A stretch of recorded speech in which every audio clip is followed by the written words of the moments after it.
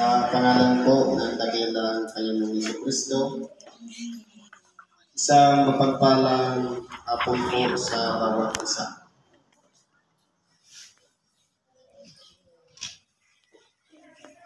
Dito po tayo sa pagpapatuloy ng gawain sa makatuwid bagay ang pakikibahagi ng tinatawag na salita ng Diyos. Siguro po marami na tayong natutunan sa mga napakinggan nating aral, sa mga nauna na nagpahayag dito sa unahan. Pero muli natin sasariwain, basahin at bibigyan ng buhay at hayaan natin ang kaloob ng Espiritu Santo ang magtalakay sa pamamagitan ng ating mga limitadong pag-iisip.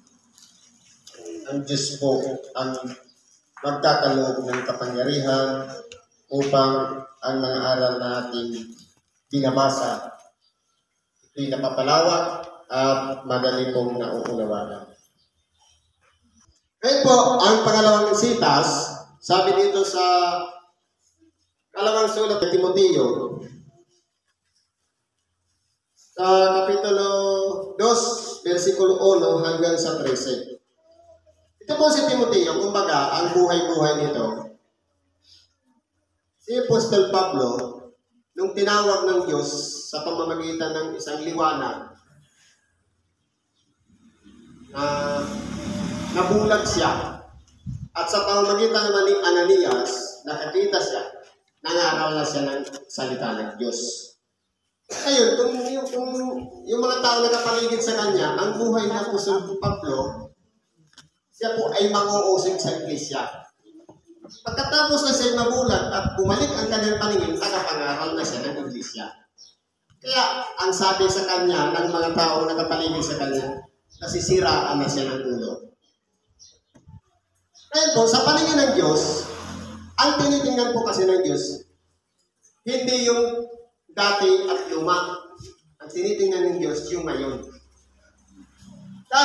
Kahit mamamatay tao ka man, kahit man tayo man ay sinungaling, tayo man ay mapanirang puri o mapanghusga, sa oras na tinanggap natin si Kristo at binago na tayo, kung ano tayo ngayon, yun ang pinagbabatayan ng Diyos. Sapagkat yung nakaraan, burado na yun sa oras na nagpatawad ng Diyos. Pero kung sa tao, hindi po nawawala yung background. Napisyo ka nga ikay ganito, lasing mo, kung ano-ano pa man nagawa, binabalik-balikan yung nakaraan. Dapat po hindi gano'n. Kundi kung ano yung ngayon sa harapan ng Diyos, ito po tayo ngayon. Kaya tayo'y nandirito. Dapat po hindi na natin iniisip yung mga bagay na nakaraan. Ngayon, ito po si Timoteo, isa po sa, kumbaga, nagtiwala kay Apostol Pablo. Bagamat siya ay nasa musmos na kalagayan ng kabataan, siya po ay nabuksan na ang kanyang pag-isip ng pakikinig ng ibang video. Kaya po, maraming mga aral o turo na sinabi si Apostol Pablo kay Timoteo para maging matatag, para maging malakas. Sapagkat dahil nga sa kanyang kabataan, mamaya, kung sabi sa Bicol, miminuson, o kaya mamaliitin ang kanyang pagkatao dahil sa siya'y musmus pa sa gulang. Pero pinalalakas po ni Apostol Pablo si Timoteo. At dito sa sitas na ito, gano'n na naman ang ginagawa. Kumbaga sa ilang dalawang sulat na ginawa ni Apostol Pablo kay Timoteo, palagi niyang pinalalakas ang loob ni Timoteo.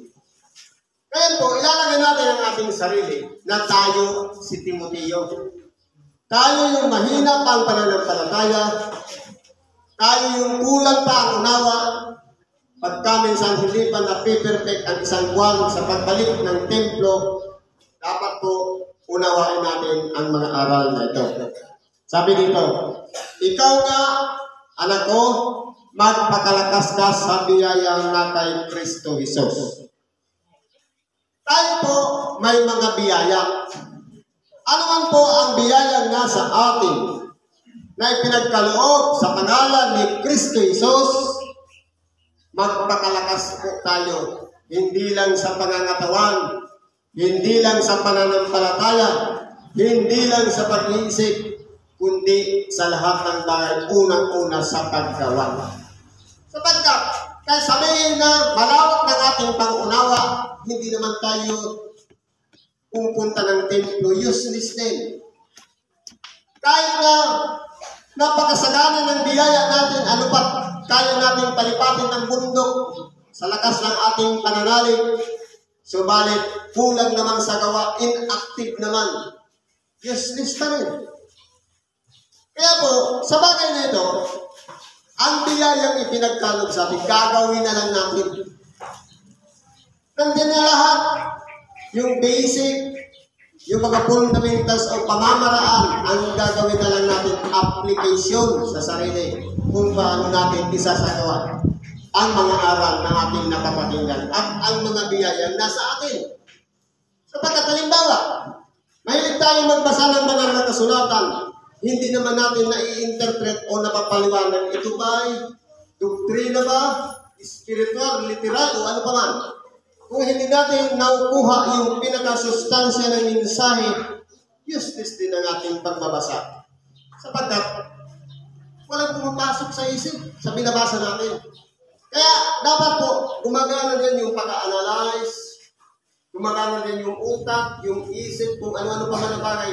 Kaya nga ang ating dakilang Panginoon, gumamit siya ng napakaraming talinhaga para siya sa atin doon sa mga tao na kapaligid sa Kanya kung sila ba'y marunong tumingin sa mga sitwasyon.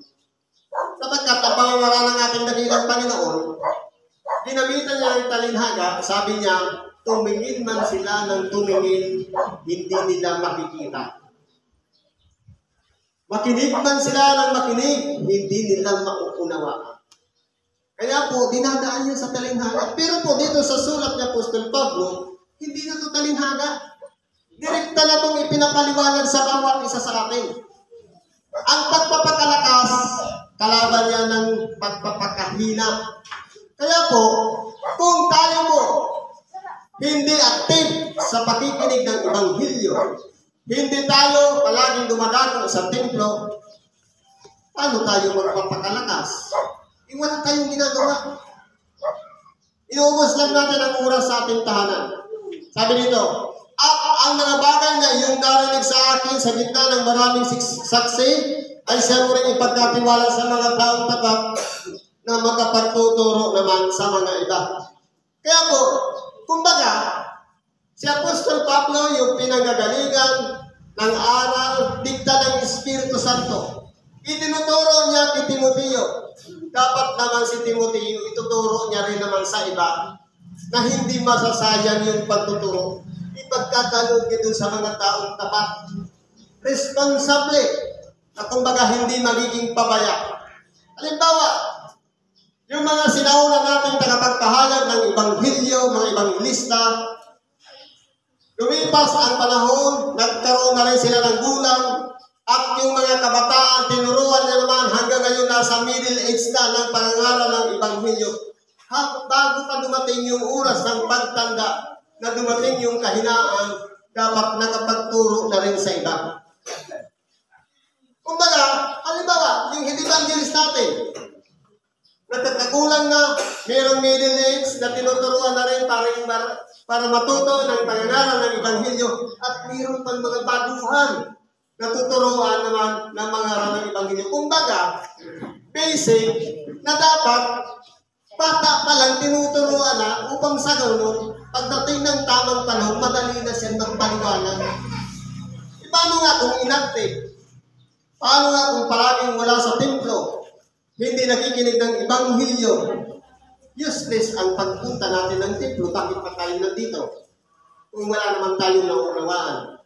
Kaya po, may mga senior evangelist, may mga junior evangelist, may mga training evangelist. May mga senior medium, may mga junior medium, at mayroon naman training medium.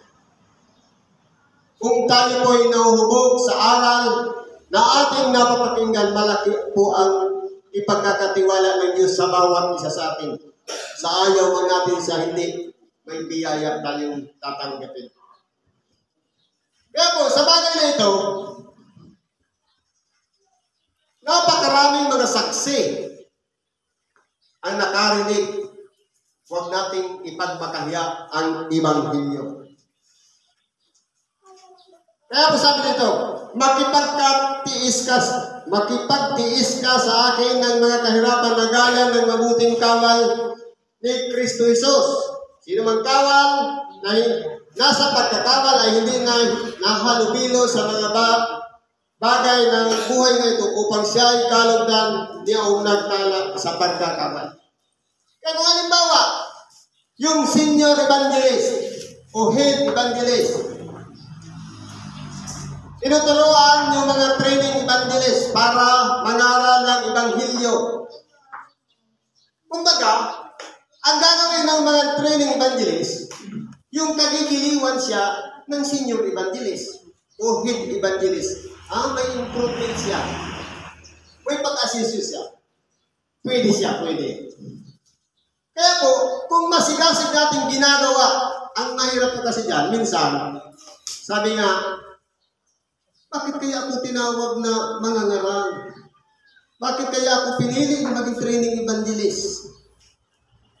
Sa totoo lang, hindi tayo nagsasalita dito para sa kanila, kundi sasalita natin ang ating sarili sa pulpito. Lahat ng mga sarili nating gawa, ibanghelyuhan natin ang ating sarili. Yan po ang katotohanan yan. Itong paratindigan ito. Kasama na lang ang mga kapatid nating nagiginig sa harapan ang pinag-aaralan natin ng Ebanghelyo, walang iba yung sarili nating mga gawa.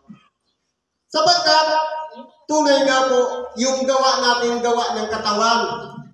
Pero yung pangangaral, dikta ng Espiritu Santo. Tinuturuan tayo kung ano ang dapat nating gagawin. Ngayon, kung wala yung kaloob ng Espiritu Santo, kahit magsalita tayo ng magsalita, wala po talagang mangyayaring improvement. Sapagkat, iba po yung laman nito, kaysa galing doon. Ito, limitado. Kung ano lang na pag-aralan natin, binasa natin, natutunan natin, yun lang. Pero yung galing sa Diyos, dikta ng Espiritu Santo, kahit napakalalim niyan, uungkatin niyan. Sabi nga, kapag ang salita ng Diyos, inuungkat na yung pagkatao ng bawat isa sa atin, ang tawag ng salita ng Diyos.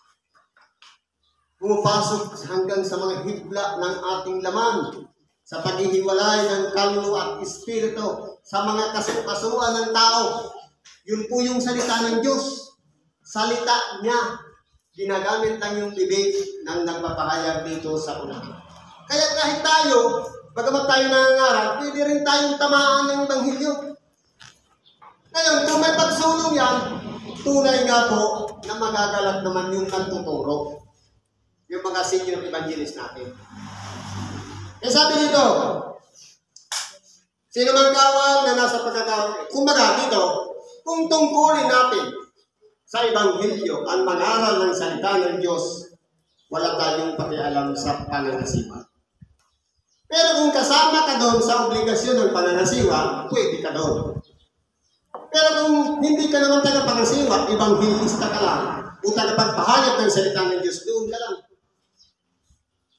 Ibig sabihin, sabi nga, yung naglagay ng pagkakawal, dapat magbigay tayo doon sa nagkaloob sa atin ng pagiging kawal. Kumbaga, ipakilala natin sa Kanya na hindi tayo nagbibigay na para kalog lang natin ang ating sarili, kundi dapat kalog lang tayo ng naglagay sa atin sa pagkakawal. Halimbawa, dito sa samahan natin, ang naglagay sa atin ng pagiging ebanghelista, walang iba, ang Diyos. Kaya tayo'y naging tagapagpahayag ng salita ng Diyos. Spokesman, o kaya messenger of God. Tagapagpahayag. Ibig sabihin, sakop tayo niya. Lamang, meron siyang pinagkatiwalaan ng mga espiritong bataya na para antabayanan tayo sa ating mga ginagawa kung tayo'y tama pa ang ating ginagawa. Ibig sabihin, mayroong tagapamagitan sa Diyos, ang Espiritu Santo. Kaya po, dapat ang gagawin natin, kalugdan tayo ng Diyos at kalugdan din tayo ng Kanyang pinagkatiwalaan sapagkat pwede tayong sawayin o kaya sansalain sa ating mga ginagawa.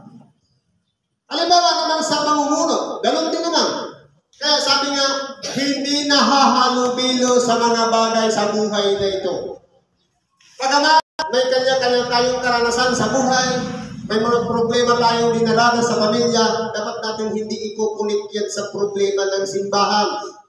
Dapat magkaiba po yan. Sabi nga, ang problema sa tahanan, iwanan mo sa tahanan.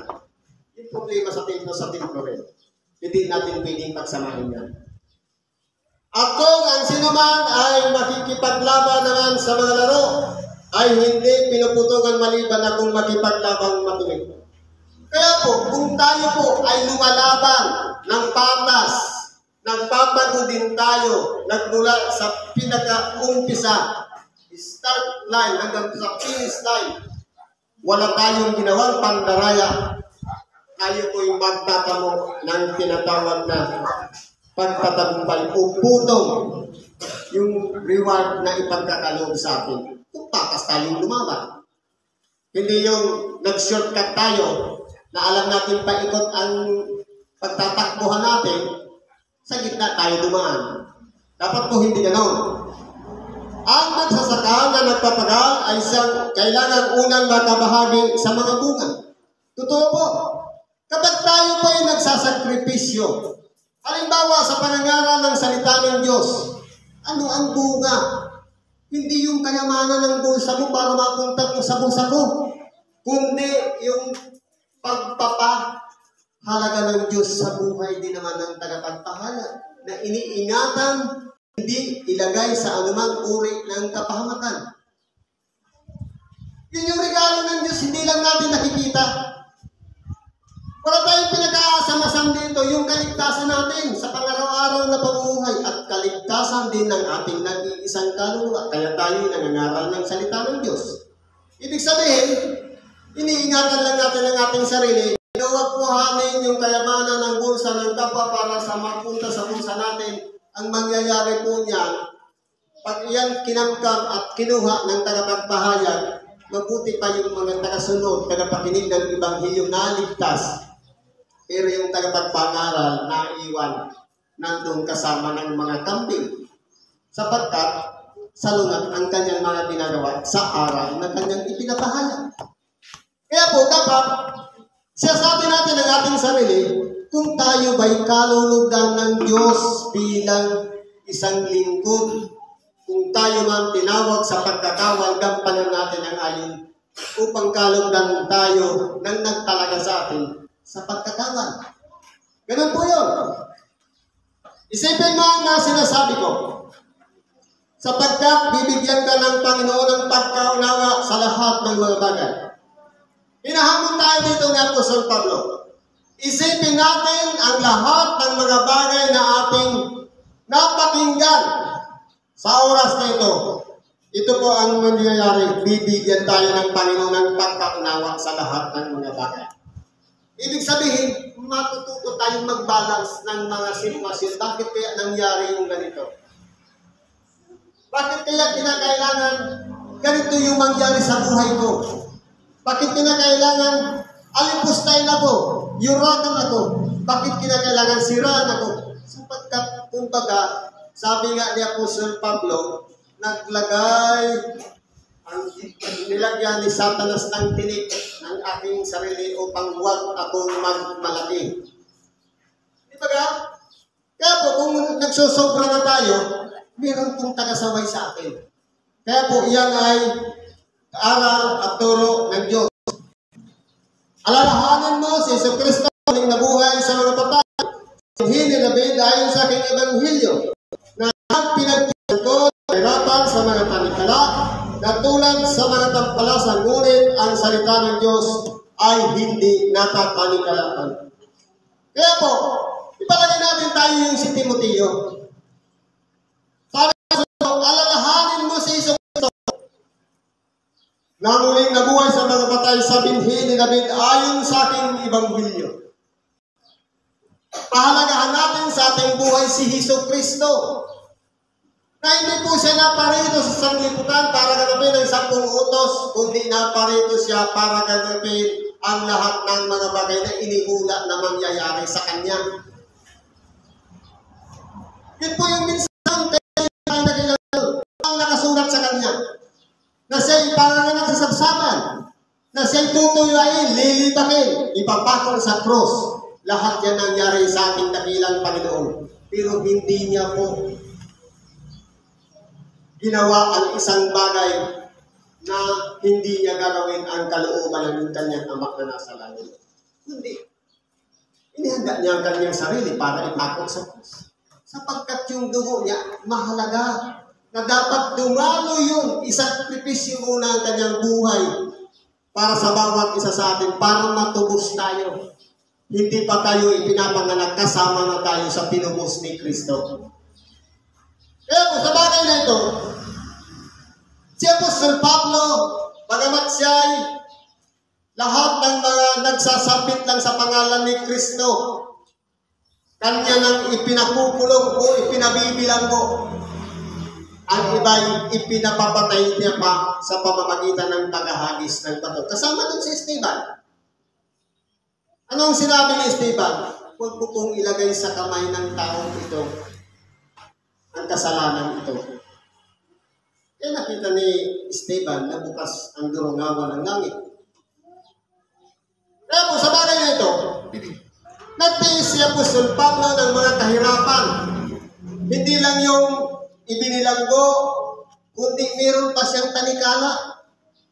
4 na bahagi ng kanyang katawan, dalawang kamay may tanikala. Kumbaga grabe nga ang torture kay Apostol Pablo. Meron pa siyang pangaw. Yung bang 2 pirasong kahoy, may karta sa gitna at isang kabilang lilim, nakapasok doon yung kanyang kamay kabila at yung ulo. Pero sabi niya, ang salita ng Diyos ay hindi natatanikala. Meron siyang sekretaryo tagapagsulat ng kanyang mga sulat sa mga bayan. Kasama na si Timoteo at Tito, pati si Filemon. Si Tercio, tagapagsulat ng lahat ng sinasabi ni Apostol Pablo. Kaya, nakumpleto niya ang mensahe. Magmula sa Roma, sa Corinto, sa Galacia, sa Episo, sa Pilipos, Colosas, at Thessalonica.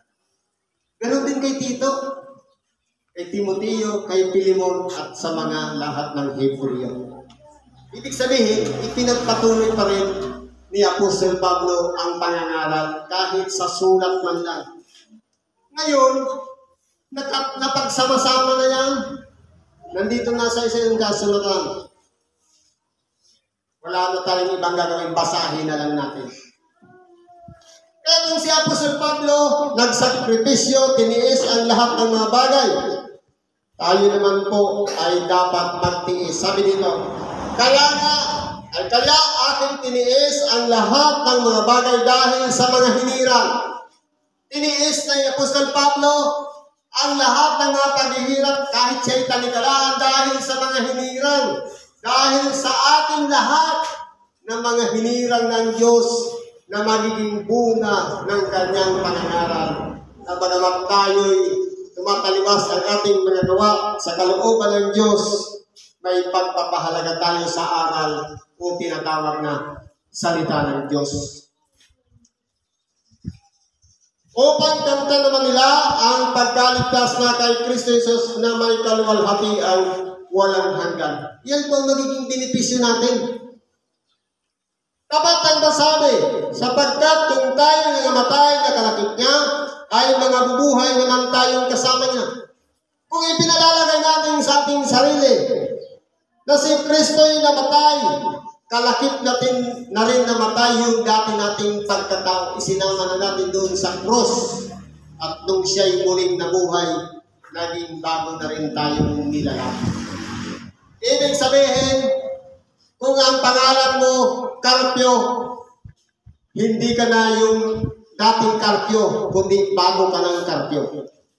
Ibig sabihin, bago lang nilikha, bago lang nilalang.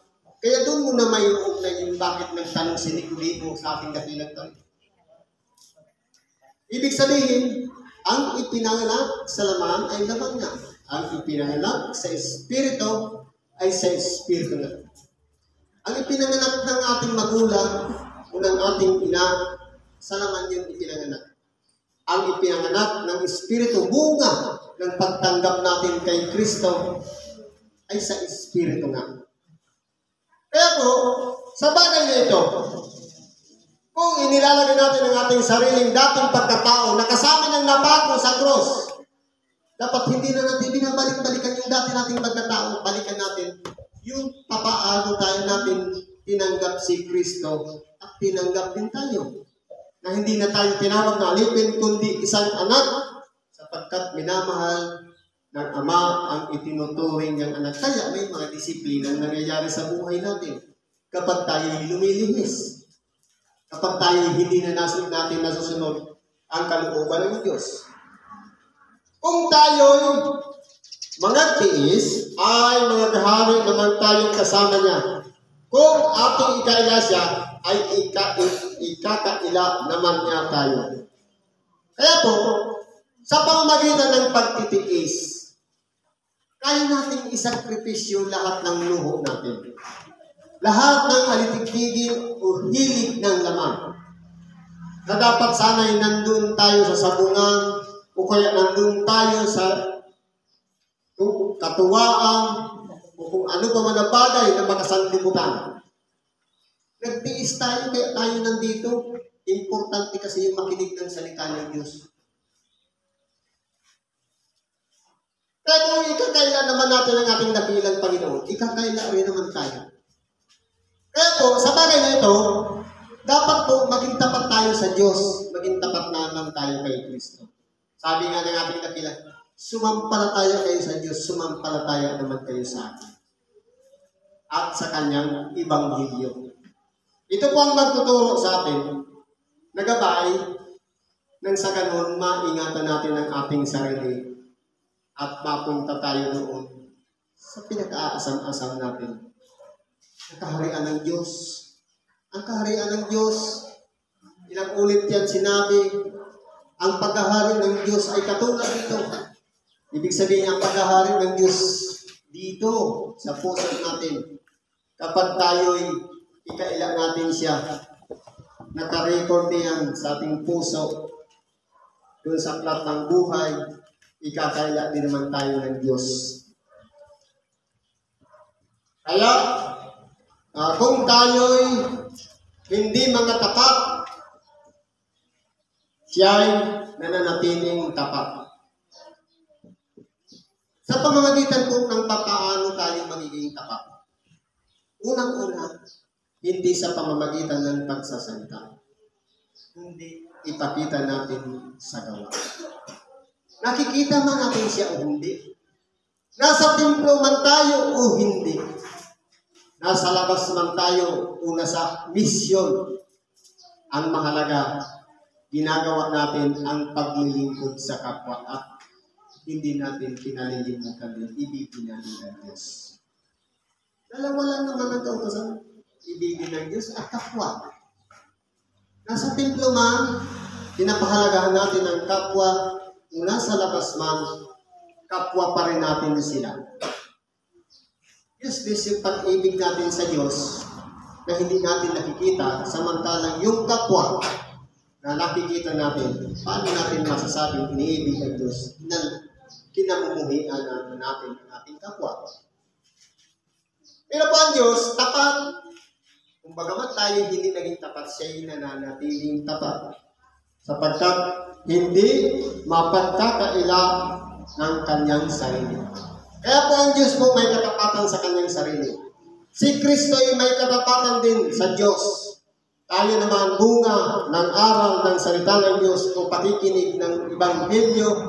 Tayo naman ay sundin natin ang huwarang na ginawa ng ating dakilang Panginoon na manatili tayong tapat sa Diyos.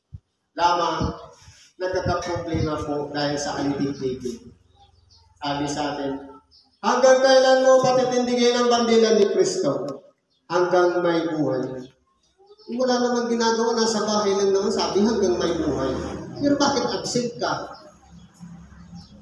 Saan yung pagpapatindig ng bandila ni Kristo, hindi ka dumako? Hindi tayo tapat. Dahil sabi natin, hanggang may buhay. Once a week lang naman, hindi pa natin pagbigyan. Ibig sabihin, hindi talaga tayo tapat. Para maging tapat tayo, panindigan natin bawat Sabado o Linggo, kung saan man ang gusto natin, kung napagpasyahan natin ang ating sarili. Kung Linggo ba ako gagago o Sabado. Pero kung pagsabayin mo yan, mas maganda. Salamat sa Diyos, sa nanatiling malakas na nagpapatuloy sa pagsunod sa kalooban ng Diyos. Sikapin natin na maging tapat din tayo sa Kanya. Siguro ganito na lang pakikibahagi natin sa oras na ito. Pagpalain tayo ng Diyos, ano man ang karaingan, kailangan natin ipagkalagyan ng Diyos sa pangalan ni Kristo Jesus. Salamat at isang magandang hapon sa atin lahat.